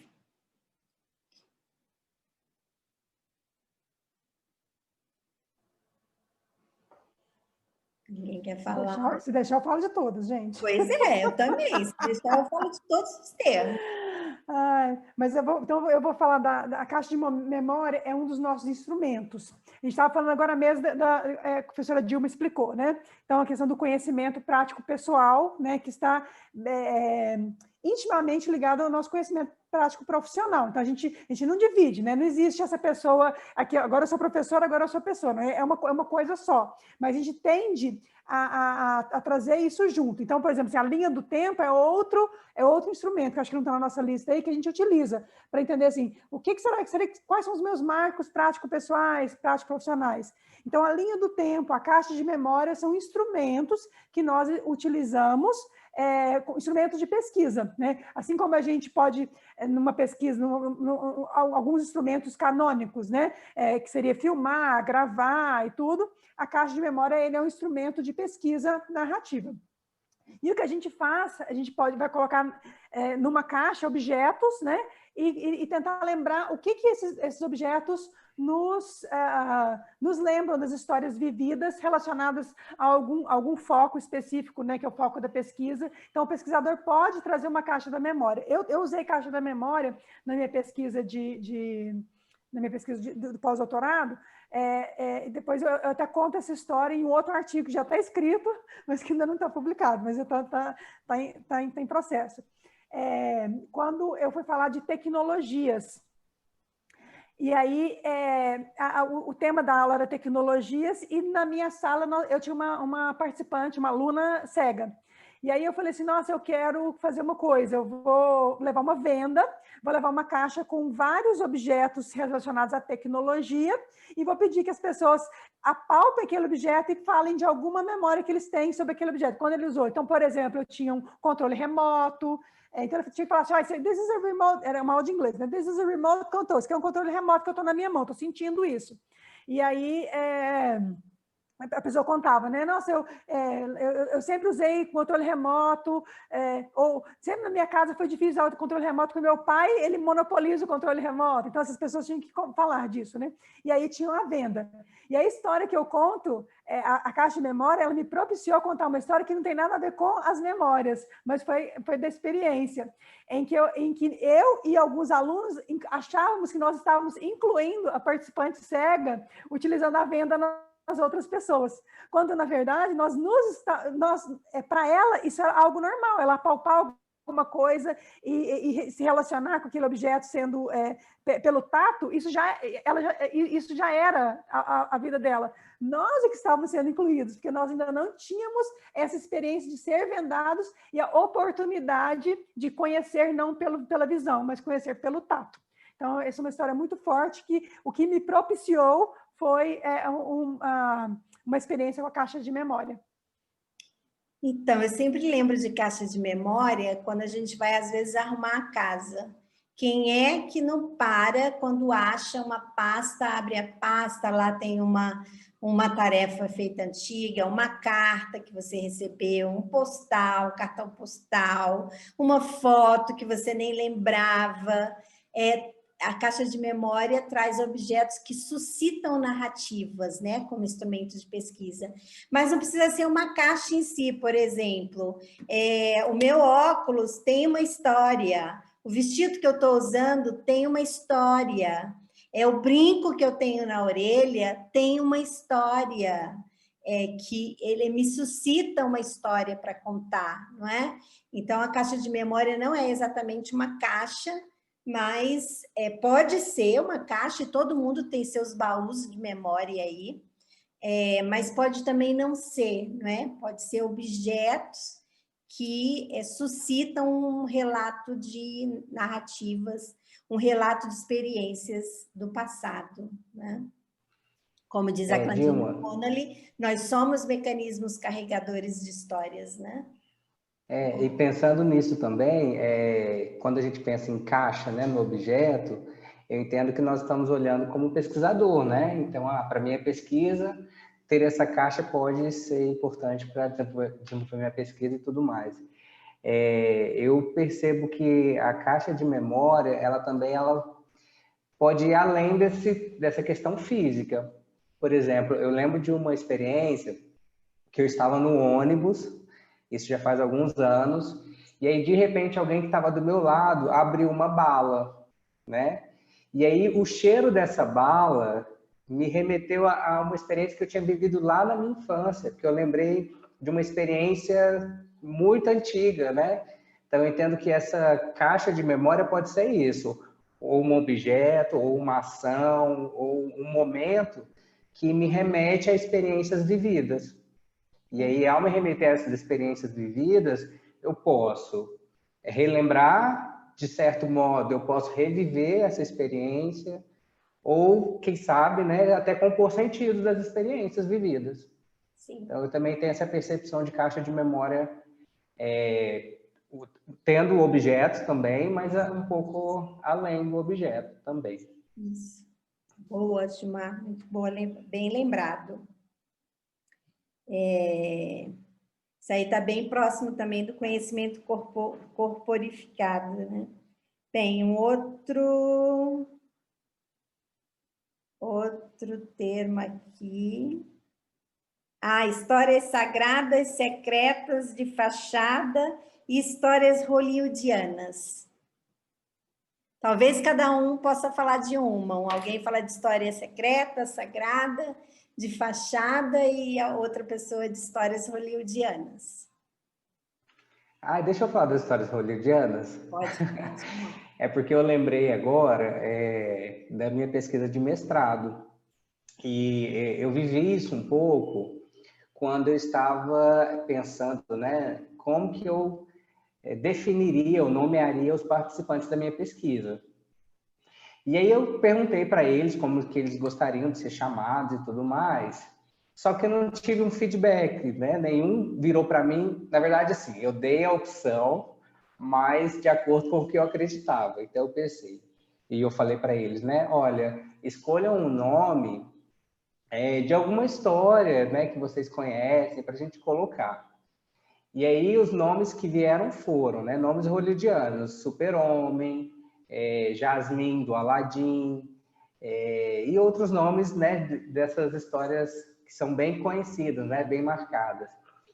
E eu falei, ótimo, assim eu vou esconder, né, entre aspas, a identidade dos participantes e vou ter esses nomes que são conhecidos, né?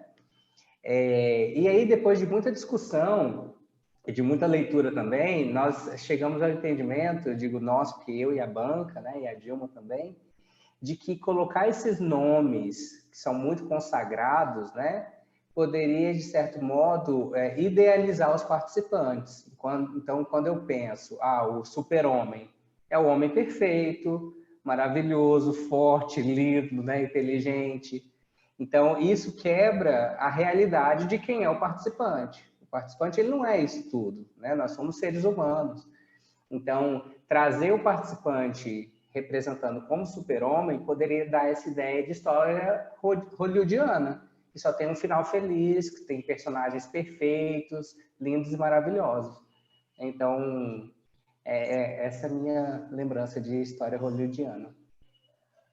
Tem pessoas, vocês devem ter amigos assim, que se reúnem e só conta história de sucesso. Né? Eu tenho amigos e amigas assim, que são pessoas que em tudo são as melhores. essas são histórias hollywoodianas, não é? Que não são reais, como o Gilmar falou. E aí, quem vai falar de história secreta, sagrada e de fachada na pesquisa? Vivi. Não vou não, eu só ia completar que eu tenho amigos que só contam que os artigos foram aceitos. Pois é. A história a Valesca conta que foi negado. Então, tem que ter muita segurança do que está fazendo para assumir publicamente que teve um artigo não aceito, porque isso é uma história evadida da academia, né? Sim. É igual dizer que teve problema na pesquisa, né? Todo mundo apresenta nos eventos como se tivesse sido tudo perfeito. É só história hollywoodiana, né? Mas aí, quem conheceu o processo da pessoa sabe, às vezes, tudo que não funcionou, que a pessoa não conseguiu fazer. Então... Amanda, fala um pouquinho do que você está pesquisando e esses termos, eu acho que pode ajudar bastante gente. Histórias secretas, sagradas e de fachada, elas são apresentadas por Clandine e Connelly quando eles estão analisando a paisagem do professor na escola. Eles vão dizer que o professor ocupa diferentes lugares na escola e esses lugares são diferentes epistemologicamente e moralmente. E essas mudanças, esse vai e vem do professor entre esses diferentes espaços na escola, esses diferentes ambientes, ele muda o jeito que o professor se comporta. Como assim? A sala de aula, para muitos dos professores, vão se tornar lugares em que eles se sentem seguros para viver as histórias de prática de educação dos professores, que vai ser essa construção desse currículo, esse conhecimento prático profissional. E aí os autores chamam de histórias secretas, as histórias que os professores vivem na sala de aulas, onde eles se sentem mais seguros. Eles também vão falar do termo histórias sagradas, que daí vão ser as histórias que as instituições, as coisas que vêm de cima para baixo, que institucionais, você tem que ensinar dessa maneira, você tem que fazer isso agora, você tem que aplicar esses testes, todas essas coisas que são impostas, às vezes, às administrações e aos professores, e são histórias sagradas das instituições, são aquelas que é o que a instituição, digamos, quer que seja vista daquela maneira. E aí o professor, quando ele está tentando balancear entre viver a história secreta dele e viver as histórias sagradas da instituição, às vezes não combina muito bem. Então tem que haver uma terceira história, uma história de fachada, em que ele consegue tentar ajustar a história de secreta dele com as histórias das instituições, de modo a fazer as duas práticas, a tentar levar para frente. Então, uma forma bastante reduzida. Amanda, a partir do que você falou, eu fiquei lembrando aqui dos filmes de Natal nos Estados Unidos, por exemplo, né? História sagrada, o Natal, todo mundo feliz, sorrindo, árvore de Natal. E aí os filmes mostram as histórias secretas, né? As brigas, as picuinhas entre os parentes, né? Os familiares. E histórias de fachada, depois as pessoas saem dizendo ai, foi maravilhosa a festa de Natal. Até aqui, no contexto brasileiro, tem isso, né? Às vezes está nas nossas festas formais, que são as histórias sagradas, né? Mas secretamente, um falando mal do outro, e depois a gente mais faz de fachada, depois... não faz de conta de que está tudo bem, né? Eu estava refletindo sobre isso, você falou de filmes, algo que é tão presente na nossa vida hoje, que são as redes sociais, por exemplo. Ninguém é infeliz em rede social. Todo mundo posta um TBT bonito na praia, um TBT na segunda, um TBT na terça, um TBT na quarta, tomando água de coco e contente e feliz. E aí eu fico olhando e pensando, não é possível que ninguém seja feliz o tempo todo assim. Tá tudo dando certo o tempo todo. Então essa é uma história de fachada. E eu me pergunto, as histórias sagradas que estão em cima dessas pessoas, de nós, né, todos nós, inclusive, e pergunto como é que isso ajuda a juntar a vida real com a vida de rede social, que é bastante diferente uma da outra. Eu acho que uma coisa que eu gostaria de acrescentar é que a gente, porque assim, a gente está definindo aqui, mas no momento da pesquisa não quer dizer que a história de fachada ela sempre tem que ser vista dessa forma. Às vezes a história de fachada ela é necessária. Necessária. Então, assim, porque vamos pensar numa coisa muito triste, vamos pensar no Holocausto, né? Então, algumas histórias de fachada que as pessoas viveram no Holocausto, elas permitiram que muitas pessoas não fossem executadas. Então, a gente tem sempre que pensar assim, né, questionar naquela experiência sendo vivida, qual o papel da história sagrada, qual o papel da história de fachada, qual o papel da história... Eu queria falar mais da que secreta. Qual o papel da história conflitante, que essas são as histórias que a gente tem dois termos, eu tenho traduzido na minha cabeça, história conflitante, que é a conflicting stories, que é muito parecida com a história de competição, que são as competing stories. Então, quando eu não concordo com essa história sagrada, às vezes eu não conto história de fachada, e nem faço secretamente. Eu vivo histórias de conflito, eu vou contra aquilo abertamente, de peito aberto, assim por diante, em uma situação que eu vou bater mesmo, vou bater de frente. Então, a gente chama isso de histórias conflitantes, que são diferentes das histórias de competição, que não aceitam a história sagrada, né? Mas não tem uma relação negativa, não transparece o conflito.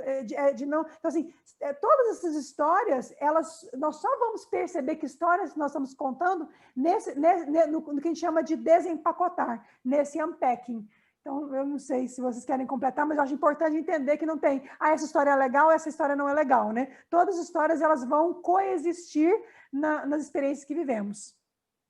Valesca, e eu pensei agora na questão da inclusão em sala de aula.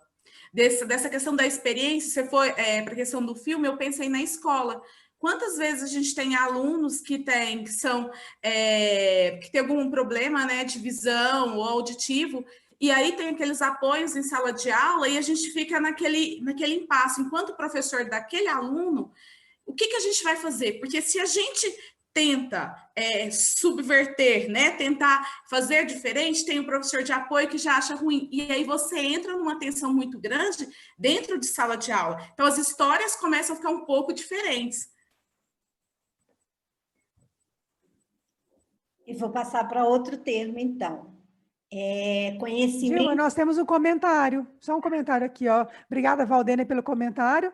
Ela fala assim, mas não tem sentido postar coisa ruim em rede social. E quando coloca, vira fuxico, sofre juízo de valor. É complicado. Percebo que as pessoas se seguem para dar uma... para olhar... Curiar. Curiar é ficar de olho, é ficar atento, ficar prestando atenção.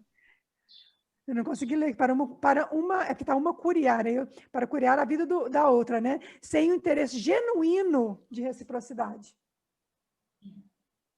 Então, tem histórias hollywoodianas e histórias de fachada. Algo para a gente pensar, não é uma questão de certo ou errado, né? Mas para a gente repensar. Então, outro termo é o conhecimento corporificado, é um outro termo que usamos na pesquisa narrativa. Tem um vídeo rolando na internet, viralizando, que mostra o conhecimento corporificado, assim, perfeitamente. Mas eu vou esperar alguém falar.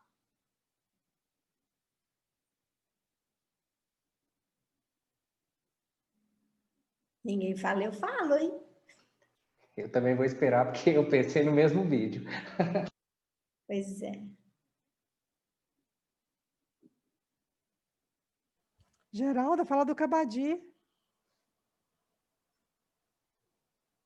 Da sua experiência com conhecimento corporificado. Vai estar na sua tese, não vai?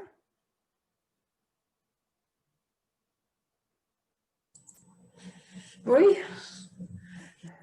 eu falo sobre o corpo, né, na minha tese. E aí entra o conhecimento corporificado, porque o que eu entendi que a gente não é só mente, né? Na sala de aula, você não está só com a mente, com a razão, mas aí entram os sentimentos, entram as suas histórias, né, que te constituem, e isso tudo tem que ser levado em consideração para o professor.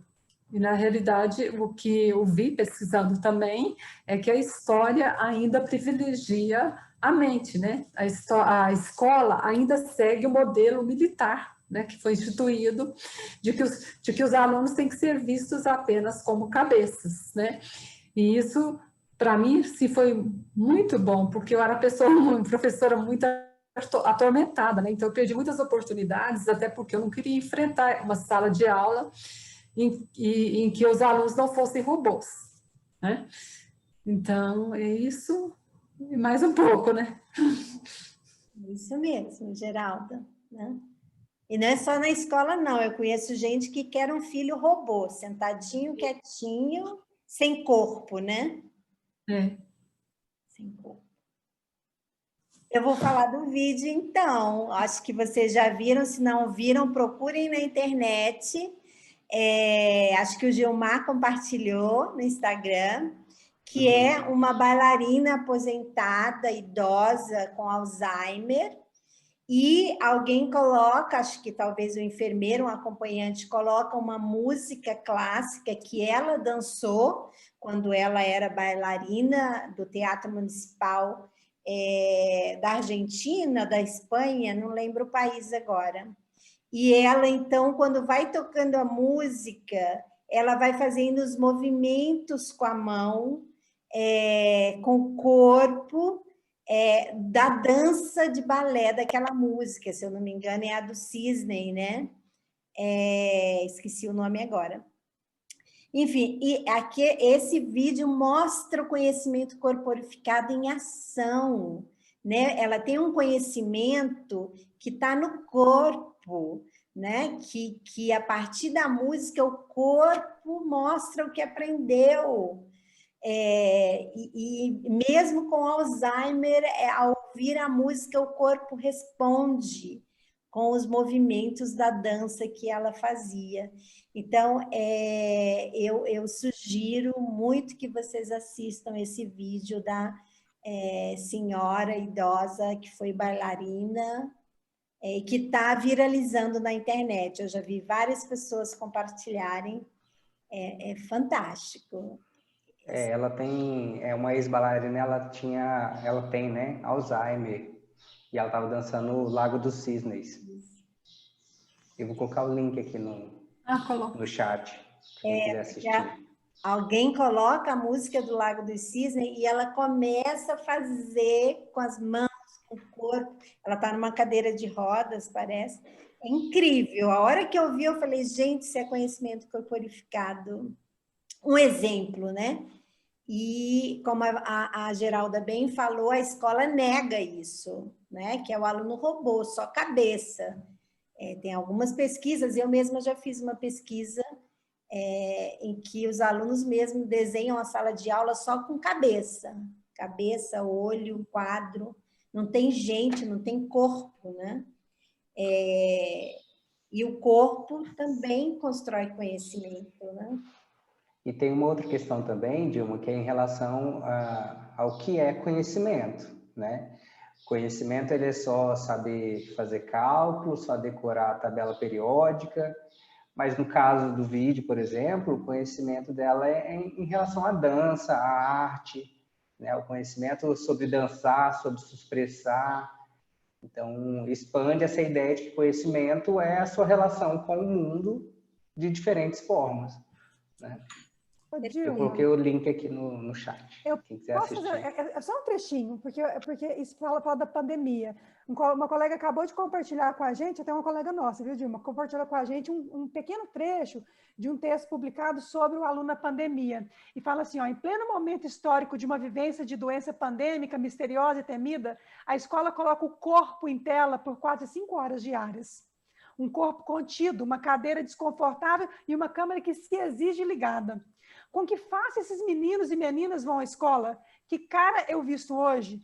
Somado a esse corpo contido, tem uma boca calada, assimetria criada e ainda um excesso de tarefas a serem entregues para tal data, X horas, X dias, pronto. Acabamos por conter a mente também. Eu vou só ler esse pedaço, é um pouquinho maior que tá, mas assim, para pensar que corpo é esse que nós, por exemplo, assim, essas exigências, eu faço formação de professor, eu falo assim, mas eu vou ficar sozinha lá com a câmera? Eu falo assim, converse com o seu aluno, olha que difícil para esses meninos estar dentro de casa, ligar a câmera, pai passando atrás e tudo. Será que não tem outras formas da gente trazer esse corpo sem essa visão nossa de que eu tenho que estar vendo para esse corpo estar aqui, né? Não é muito melhor, ao invés de eu não conter a mente, eu fazer perguntas no chat e incentivar? Eu fiz isso agora mesmo. Eu vi que todo mundo estava calado, eu perguntei assim, gente, como que está até agora a experiência? E algumas pessoas me responderam que a experiência está sendo maravilhosa. Então, há formas, e nós temos que encontrar essas formas enquanto docentes. Valesca, eu também vi esse texto, e eu também achei interessante, só que eu também penso, eu expandiria esse texto não só para os alunos, é para nós professores e pesquisadores também. Nós também estamos nesse cenário, né, de nos colocarmos em frente à tela e ter que falar, às vezes, falar para o nada, digamos assim, né, porque a maioria dos alunos deixa a câmera desligada. Então, eu me colocaria nesse lugar também, né, em que o corpo não tem muita vez nesse contexto. Como se o corpo não aprendesse, não construísse conhecimento também, né? Eu pensei aqui naquela Total Physical Responses, né, como métodos de ensino de línguas, que mexe um pouco com a questão de corpo, né?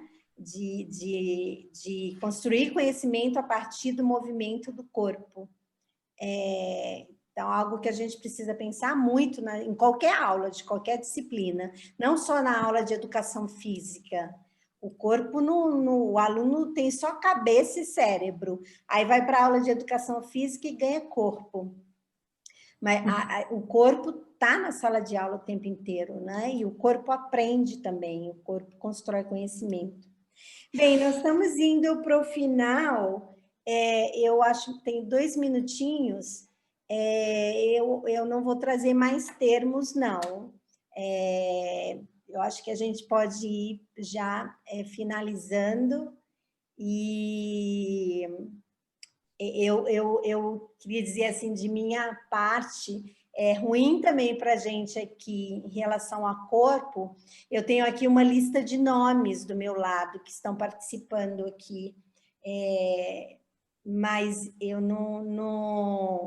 a gente não tem uma interação melhor como seria num presencial, num auditório, numa sala da UFO, por exemplo, ou de Catalão, com todo mundo interagindo, com o corpo presente, né? Isso faz falta aqui.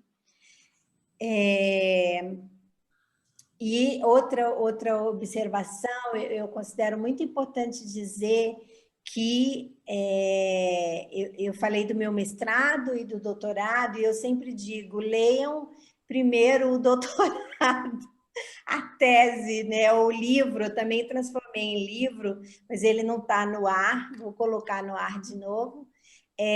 Mas porque eu sempre lembro que, às vezes, as pessoas leem meu texto de mestrado, a dissertação, e vão fazendo referências que não cabem, porque eu também tinha uma noção equivocada do que era pesquisa narrativa no mestrado.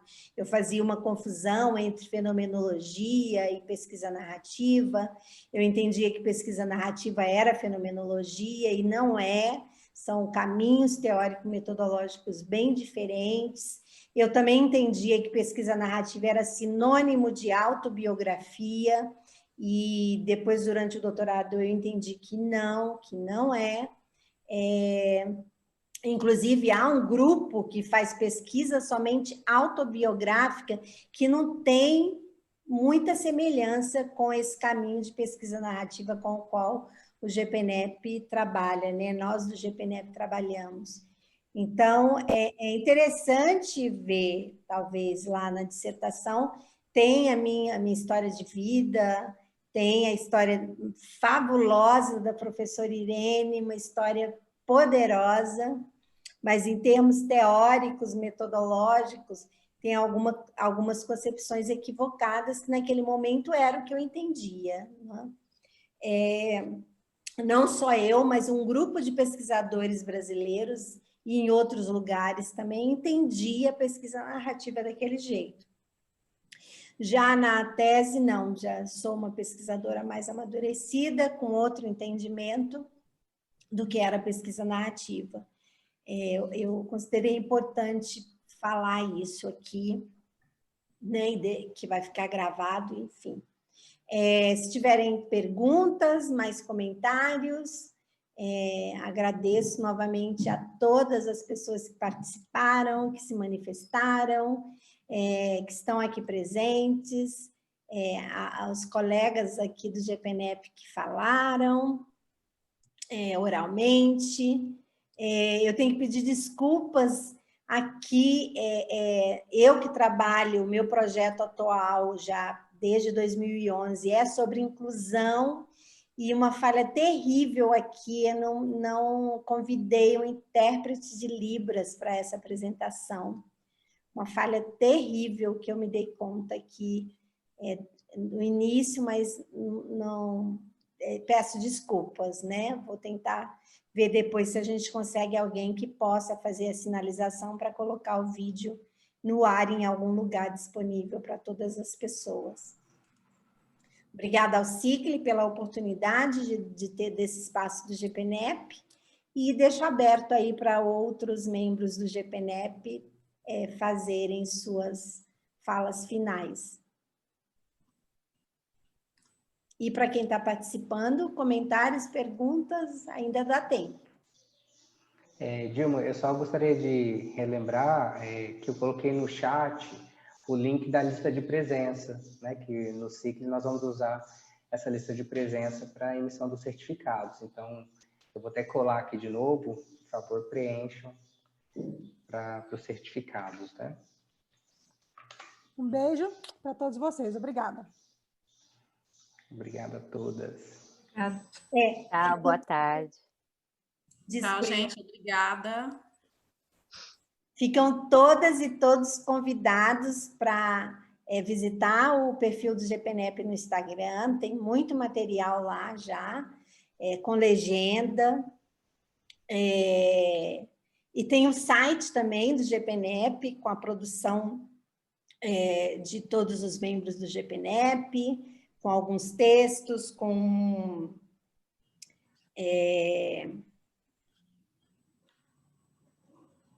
os nomes dos pesquisadores, né? Eu coloquei no chat também o link para o Instagram e para o site do GPNEP. Ótimo. Se vocês quiserem copiar o chat, né, que tem como, fiquem à vontade. Ótimo, Gilmar, obrigada. Quem mais quer se despedir? Eu vou terminar, então, dizendo que tem muito mais para conversar sobre pesquisa narrativa, né? Nós passamos, assim, muito, vamos dizer, por cima de vários aspectos complexos de tudo que nós falamos, né? Então, ficam convidadas as pessoas que têm interesse em conhecer melhor essa perspectiva teórico-metodológica para conversar com a gente, para participar dos encontros do GPNEP às sextas-feiras, das 10 ao meio-dia, pelo Zoom também. E é isso, muito obrigada. Tenham uma boa sexta-feira, né? Sextou. E nos vemos numa próxima oportunidade. Muito obrigada. Tchau a todas, todos. Tchau.